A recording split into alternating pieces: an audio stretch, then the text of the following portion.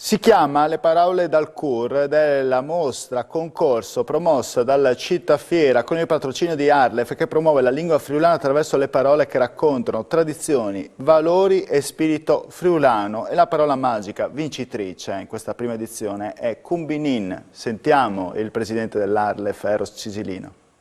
Una mostra che ha un grande successo e che ha la partecipazione appunto di scolaresche ma soprattutto di persone normali che hanno visto questo posto espositivo, questo luogo e si sono subito incuriositi, hanno subito pensato di poter partecipare. Una grande sensibilità anche da parte del Città Fiera e della famiglia Bardelli e vediamo che c'è appunto questa grande sensibilità e questo grande spirito per il futuro che ci fa ben sperare per la nostra lingua friulana che ha 1000 anni e ne avrà ancora 1000 davanti.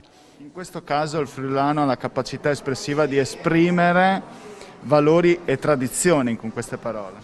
Valori, tradizioni, ma anche uno sguardo verso il futuro e direi che la sintesi della lingua friulana è particolarmente adatta al commercio, per cui vediamo delle parole, le parole dal CUR, no?